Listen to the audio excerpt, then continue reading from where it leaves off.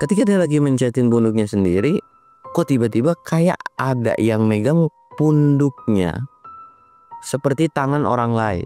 Dan ketika berasa ada yang megang, tangan ini kayak anyep atau dingin. Dak, siapa ini? Karena di gunung kondisinya pada saat itu dingin kan, dia coba nengok. Nggak ada siapapun. Mungkin angin kali. Ketika mau bangun temennya, dari samping kanan tenda itu kan ada pintunya.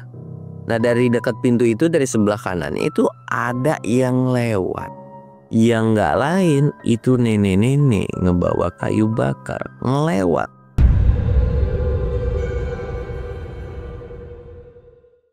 Assalamualaikum warahmatullahi wabarakatuh. Balik lagi di channel Samsul Mister Horror. Dongeng horor gua kali ini gue bakal ngelanjutin cerita yang kemarin nih. Buat kalian yang penasaran dengan ceritanya, kalian wajib tonton video ini sampai habis. Dan jangan lupa like, comment, subscribe, dan share video gua ke banyak orang. Dan buat kalian yang mau ikutan open trip, kalian bisa kunjungi Instagram gue di bawah sini. Dan buat kalian yang mau lihat video vlog gue juga, kalian bisa lihat di bawah sini. Dan gak usah banyak basa-basi lagi, kita mulai ke segmen donor. Dongeng horor dimulai.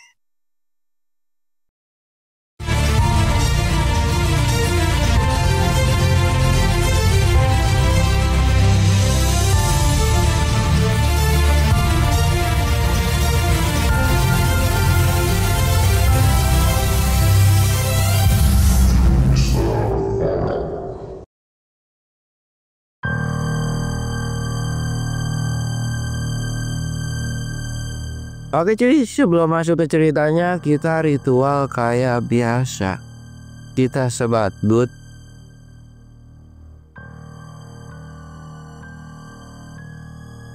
Jangan lupa ngopi.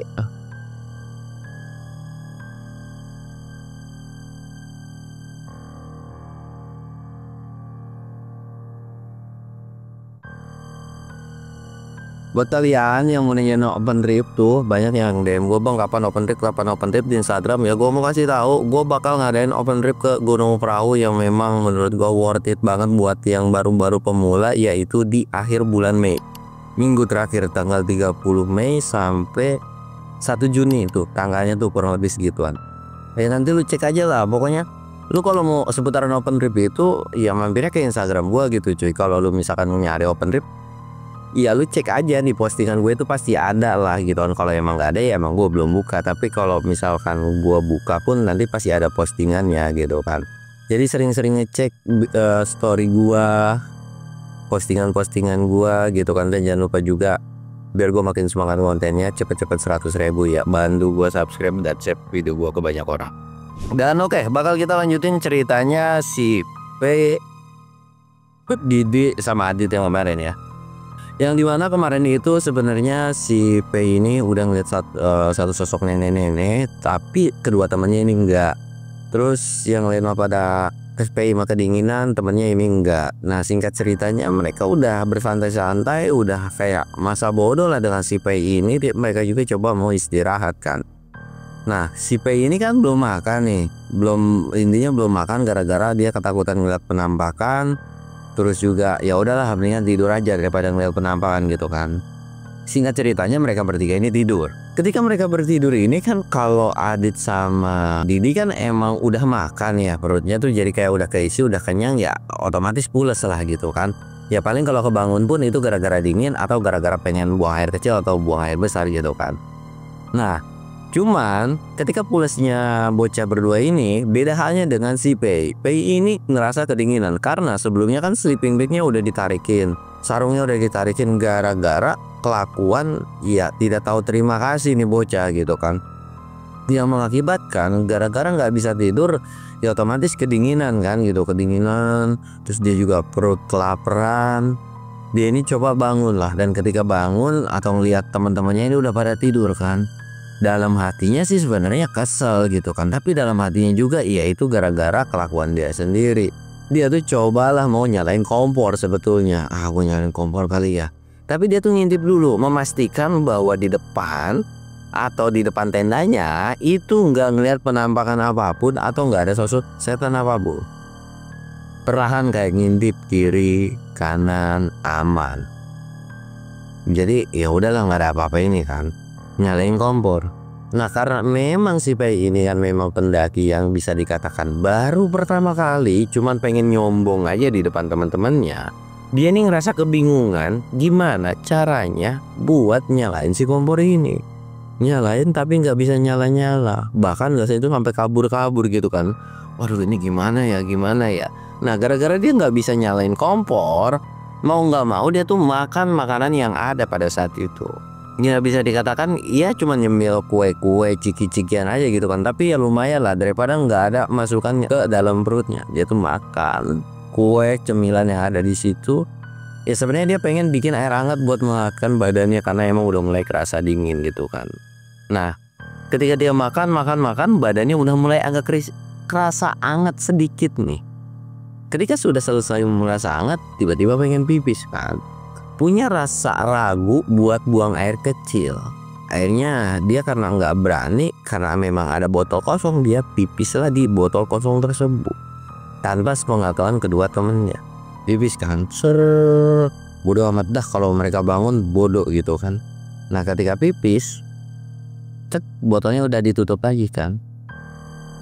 Si Pei ini dia tuh ngelemparin botol pipisnya ini keluar sejauh mungkin. Dia nggak tahu sebetulnya dia ngelempar botol itu kemana. Jadi main lempar-lempar aja gitu kan, pong gitu. Ya udahlah, dia minum air putih sedikit, dia nutupin sleting lagi. Set, dia coba tidur lagi lah. Walaupun dengan kondisi dingin, tanpa ada SB, tanpa ada jaket ya, dia coba buat tidur. Dia begini aja tidur ya. Sleting tenda itu udah ditutup.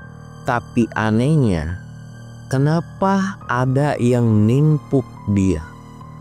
Pluk, kena kepalanya banget. Pluk. Ya, bahan nih gitu kan. Pei itu berpikiran bahwa mungkin tangan temen-temennya. Nah sedangkan temennya pakai sleeping bag udah mode kepompong kan. Nggak mungkin bisa ngegeplak palanya. Mungkin bisa kalau memang jahil juga ada aja. Cuman ini kemungkinannya kecil banget gitu pada saat itu. Ya apaan ini? Pas dicek ternyata itu adalah botol aqua pipis yang sebelumnya dia lempar keluar. Pei ngerasa heran dong, kok bisa bukannya di luar. Dia coba lagi lah, buka tenda lagi, dia tengok kiri kanan, nggak ada siapa-siapa lagi. Dilempar lagi dengan PA-nya, plong, ditutup. Dia memastikan, bahkan sebelum dia ngerembah dia ngeliat lagi kondisi pintu tenda. Bener kok udah kusleting ya, tidur lagi lah. Nah tapi kali itu bukan sebuah lemparan yang ada, melainkan air yang ngucur tiba-tiba dari atas kena mukanya, bahkan sampai membasahi bajunya. Ser gitu kan. Bawa apa nih, air apa nih, air apa nih? Ih apaan sih nih? Pas ditengok itu nggak ada apa-apa, cuman tiba-tiba ada botol jatuh aja. Soalnya ada yang nuangin, tapi giliran ditengok yang nuangin itu udah nggak ada gitu kan. Pluk, apaan nih? Kok botol bau pesing? Nah gara-gara bau pesing itu dia kan kayak mual, terus ya intinya nggak enak lah sama baunya, padahal pipis dia sendiri gitu kan. Jadi coba lari keluar buat ngehindarin bau pesingnya ini gitu kan keluar. Nah ketika udah keluar kan dia agak mual, agak muntah-muntah gitu kan. Akhirnya dia muntah-muntah tuh. Apa yang sebelumnya dia makan itu seolah keluar semua. Tapi anehnya kedua temennya itu nggak gerak sama sekali, seolah kayak nggak terjadi apapun dan kayak seolah cuek aja. Entah karena memang karena kecapean terus pules banget gitu kan. Tapi harusnya nggak mungkin sih kalau mereka itu bisa tidur sepules itu dengan gangguan si Pei ini ya. Udah kayak cacing kepanasan pada saat itu kan. Dia tuh muntah-muntah dan sekali nengok ke temennya, gila. Nih bocah-bocah tidur pada nyenyak banget ya. Padahal kayaknya udah ketendang-tendang sama gue tapi nggak bangun-bangun. Bodoh amat dah. Ya tuh terus muntah. Bahkan dia karena saking prihatinnya ya mencetin punduknya sendiri gini. Ketika dia lagi mencetin punduknya sendiri, kok tiba-tiba kayak ada yang megang punduknya seperti tangan orang lain. Dan ketika berasa ada yang megang, tangan ini kayak anyep atau dingin. Tek. Siapa ini? Karena di gunung kondisinya pada saat itu dingin kan, dia coba nengok. Nggak ada siapapun. Mungkin angin kali. Dan lagi-lagi muntah lagi tuh. Oh. Setelah selesai muntah dia bangun. Aduh, gue lemes banget dah. Kagak kuat kayak gini. Aduh, tiba-tiba perutnya bunyi, kelaparan bener-bener selapar-laparnya. Karena memang dia juga nggak bisa masak dan nyalain kompor, sebenarnya dia nggak bisa. Dia mau coba bangunin temennya. Ketika mau bangun temennya, dari samping kanan tenda itu kan ada pintunya. Nah, dari dekat pintu itu, dari sebelah kanan itu ada yang lewat. Yang nggak lain itu nenek-nenek ngebawa kayu bakar ngelewat. Pai ini sadarlah siapa itu, dan semakin lama diperhatiin dia tahu bahwa yang lewat itu adalah sosok nenek-nenek. Pai ini cuman diem matung dong. Mau ngomong tapi gelagapan cuy. Bener-bener gelagapan, gak bisa ngomong apapun. Nah, gara-gara dari gelagapannya ini, Pai ini cuma memastikan nenek yang dia lihat, apakah itu nenek yang sebelumnya atau nenek yang sama pernah dia ketemu. Nenek itu tiba-tiba kayak ngelewat tendanya, udah ngelewatin depan pintunya, diem dulu di sebelahnya, dan diem matung. Gak nengok kiri, gak nengok kanan. Rasa penasaran si Pai makin jadi gara-gara tidak ada pergerakan yang lain sama si nenek itu. Pai ini coba jalan perlahan.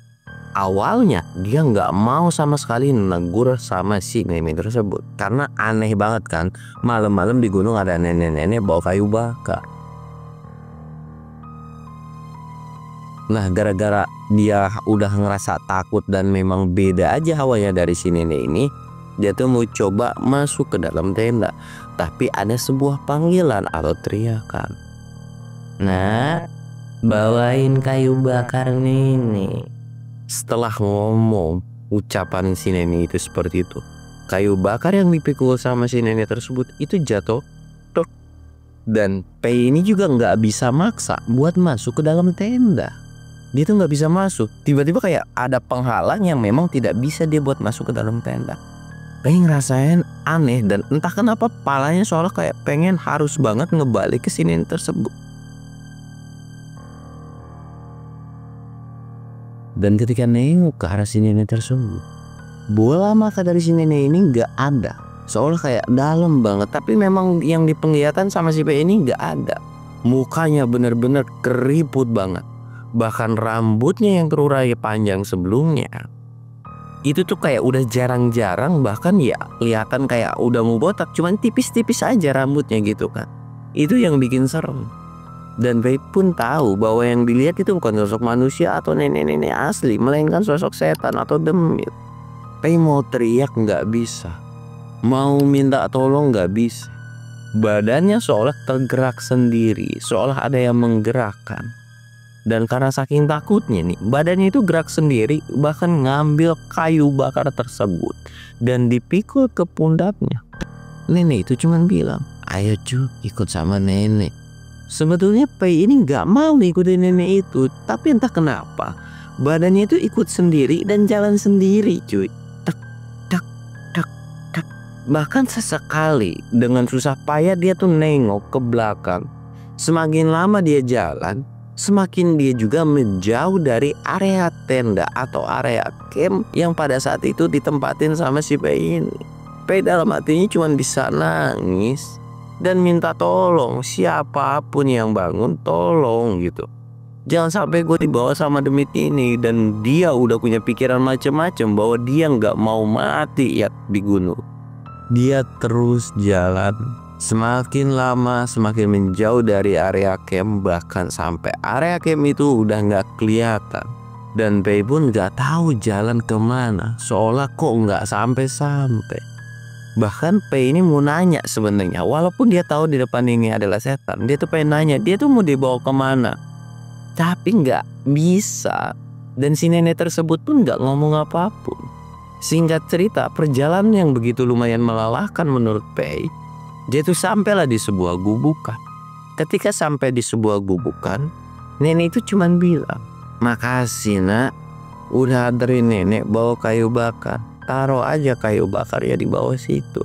Dengan spontan Pei ini ngejatuhin kayu bakar, dan ketika di persilahkan untuk naruh kayu bakar itu badannya seketika tuh kayak langsung punya tenaga lagi dan seolah nggak ada yang ngendalin lagi. Jadi kayak langsung ngegubragin, dia tuh ngebalik badan dan mau lari cabut dari tempat tersebut. Sekitaran ada 10 langkah ketika dia lari. Dia penasaran dan di larinya itu dia sambil lari tapi dia pengen sambil nengok gitu, memastikan si nenek tersebut. Dan ketika nengok ke belakang, nenek itu benar-benar nggak ada, bahkan gubuk atau kayu bakar yang sebelumnya itu nggak ada. Karena dia pergi pun pada saat itu nggak membawa headlamp atau penerangan lampu, jadi lari kan semau dewek. Nggak lari 10 langkah aja itu mengakibatkan dia kesandung gara-gara dia juga nengoknya ke belakang pada saat itu. Dan dia sampai merosot kayak aduh, bibirnya tuh udah kayak nyentuh tanah. Ya mungkin kayak kegasur kan gara-gara faktor dia jatuh. Tapi dia tuh lagi-lagi bangun dan terus lari pontang-panting ngejauhin area tersebut. Setelah dia merasa bahwa dirinya itu dia udah jauh, dia istirahat dulu karena dia kecapean kan dalam hatinya tuh. Dan dia ngomong sendiri, itu kok bisa hilang ya rumah nenek tadi, dan gue sekarang ada di mana? Gue pengen pulang. Anak-anak kemana? Adit, Didi, tolongin gua. Gue nyesel. Gue tahu apa yang udah gue perbuat. Gue nyesel. Tolongin gue pengen pulang. Gue pengen pulang. Nah, ketika dia teriak-teriak terus pengen pulang, manggil-manggil nama temennya, ya karena memang entah berantah dia ada di mana gitu kan, jadi ya nggak ada suara teman-temannya yang mau nolongin juga. Bahkan sesekali Pei ini itu teriak sekencang-kencangnya manggil nama Didi sama si Adit, terus berulang-ulang kali sampai suaranya itu mulai agak serak. Dan saking dia terus-terusan manggil itu kayak wah, udah nggak kuat lagi buat teriak-teriak lagi kan. Dia ada di mana? Dia bingung. Nah, ketika dia bingung itu dia cuma punya satu solusi, jalan lagi atau diem kan. Akhirnya dia memutuskan untuk diem. Kalau untuk jalan dia nggak berani, takutnya penampakan terus takut jatuh lagi karena bibirnya memang udah berasa perih gara-gara jatuh sebelumnya gitu kan. Dia cuma bisa diem. Jadi cuma senderan gini di salah satu yang memang pada saat itu dia di spotnya tuh bukan jurang tapi kayak tebingan. Nah, ketika dia lagi mulai coba ngerebahin badan, terus dia nutupin mukanya dengan tangan begini doang karena dia nggak pakai jaket. Terus tiba-tiba disiram pakai air kencing. Terus kondisinya di gunung juga dingin banget, otomatis menggigil kan. Nah, dalam keadaan dia kedinginan itu, dia juga memaksakan untuk tidur supaya dia nggak bisa ngeliat setan atau demin. Kedengeranlah suara ketawa, yaitu yang nggak lain adalah suara ketawa kuntilanak. Pei yang ngedenger suara kuntilanak tersebut, dia tuh sebenarnya nggak mau melek, tapi dia tuh kayak terus merem aja. Dalam hati si Pei ini kayak bodo amat, lu mau kunti mau apa, gua nggak mau nengok.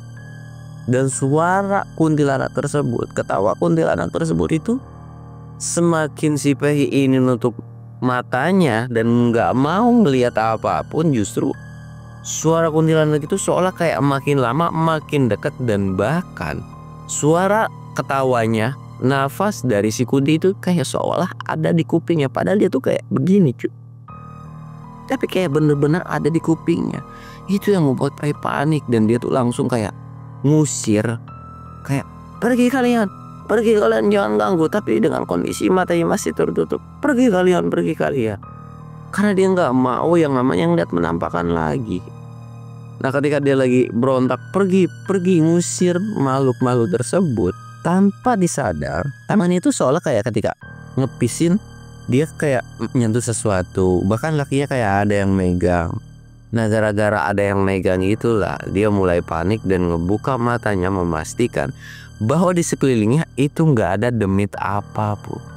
Awalnya dia ngelihat kiri kanan, nggak ada apa-apa nih, aman-aman aja, lancar gitu kan. Dia mau coba pergi dari lokasi tempat tersebut walaupun entah kemana. Singkatnya, dia tuh lari sekencang-kencangnya, pokoknya pergi aja. Dan ketika dia lari, di depannya itu ada sosok kuntilanak seolah lagi ngadang jalannya si Pei ini. Tapi Pei yang udah kepalang kagok, dia tuh terabas terus seolah kayak nembus si kuntilanak ini. Kuntilanak itu cuman bisa ketawa doang, terus nerabas. Dan alhamdulillahnya ketika dia nerabas terus, dia ngelihat secercah cahaya yang dimana dia berpikiran bahwa itu adalah area camp. Dia kejar terus semalaman, dia terus lari tanpa henti. Sesekali dia berhenti buat ngambil nafas, tapi dia ketika udah berhenti mungkin sekitaran 1-2 menit, tiba-tiba kayak seolah ada yang ngejar lagi. Dia lari lagi tanpa disadar. Larinya dia itu sampai pagi cuy. Dan ketika udah pagi, ya paginya nggak yang terbit matahari sih, tapi ya kayak mungkin sekitaran subuh lah. Dia terus lari dan dia akhirnya sampai di area camp. Dan ketika sampai di area camp, dia baru sadar bahwa kedua temennya itu lagi ngobatin si Pei ini dengan kondisi, kok gua ada 2, terus gue yang ini apa? Dia tuh kayak, apa gue udah mati? Apa? Dia tuh udah nggak habis pikir. Teman-temannya lagi ngobatin, bahkan sampai khawatir gitu kan, terlihat rautnya khawatir banget gitu kan. Dan yang dilihat sama si Pei ini, temennya ini kayak ngobatinnya tuh dalam artian kayak lagi kena hipo gitu, diobatin, dipakein blanket, dimatrasin, dipakasin jaket double pakai sleeping bag juga. Seiring berjalannya waktu, matahari ini kan makin lama makin terbit, bahkan sampai menyilaukan, yang dimana ketika matahari ini terus naik ke atas, si Pei ini kayak silau banget dan dia nggak tahu apapun. Tapi ketika dia mulai ngebuka mata perlahan, dia tuh ngebuka mata bahwa dia tuh kondisinya tidur di depan kedua temennya. Temennya juga udah pucet, udah kayak mau netesin air mata. Dan Pei yang sadar kayak, adik, Didik gitu kan. Dengan kesadaran penuh, walaupun tanpa ada tenaga sedikit pun, Pei ini coba buat bangun sekuat tenaga dan meluk kedua temannya. Sambil nangis, Pei ini bilang, maafin gua atas kesombongan gua kepada kalian, atas perlakuan gua kepada kalian. Maafin gua pengen pulang. Gue janji gak bakalan ngelakuin ini lagi sama kalian. Bukan cuman kalian, entah siapapun orangnya. Gue janji gue gak akan pernah mengulangi kesalahan yang sama pada siapapun. Makasih kalian berdua udah jagain gue walaupun kalian udah gue sakiti. Di situ mereka berdua sempat kaget gara-gara si Pei kok bisa-bisanya tiba-tiba bangun gitu aja. Tapi ngelihat Pei yang memang kayak permintaan maafnya ini bersungguh-sungguh, kedua temannya tuh kayak, ya udahlah, syukurlah kalau memang dia udah tahu kenapa kesalahan dia. Dan mereka berdua pun sebenarnya nggak tahu apa yang terjadi sama dia. Singkat cerita, ketika memang Adit sama Didi ini ngerasa bahwa diri si Pei udah mulai membaik gitu kan, ditanya, lu mau summit apa mau pulau? Gue mau turun aja. Ada hal yang gue mau ceritain sama kalinya. Ya, Adit sama Didi sih nggak jadi masalah karena sebelumnya juga nggak pengen banget atau ya nggak perlu memaksakan gitu kan. Singkat cerita, akhirnya mereka turun dan di sepanjang perjalanan turun itu nggak ada cerita apapun. Jadi bener-bener ya udah masa bodoh lah gitu kan. Nah ketika udah sampai base camp, barulah si Pei ini ceritain ke kedua temen. Dan lagi-lagi Pei ini lagi-lagi sungkem atau sampai minta maaf ke pangkuan atau ke paha dari mereka berdua, kedua temannya ini. Ya Adit sama Didi ini kayak cuman bilang, udah gak apa-apa. Kalau memang itu yang lu alamin ya sudahlah. Dan ya anggap aja itu teguran dari penghuni gunung ini. Dan selain teguran juga, ya alhamdulillah lu cuma ditegur gitu doang, nggak sampai yang lu dibikin kenapa-napa. Ya mungkin setan situ juga masih kasihan kali sama lu. Ya siapa tahu lu mau berubah gitu kan. Dan ya sudahlah, kalau emang udah terjadi juga ya mau diapain lagi. Tapi kedua temannya ini bilang, yang penting lu wajib tepatin janji lu. Next kedepannya lu jangan pernah melakukan hal yang sama seperti ini lagi. Pei pun janji buat nggak pernah ngelakuin apapun atau bikin hal yang sama seperti itu lagi. Singkat cerita, setelah cerita mereka pun akhirnya pulang ke rumah. Dan ketika pulang ke rumah, ya kalian berharap mereka akrab, enggak kok, masih sama. Cuman bedanya Iya, itu adalah pendakian pertama dan pendakian terakhir buat si Pei juga. Karena setelah dari pendakian itu dia nggak pernah mau naik gunung lagi.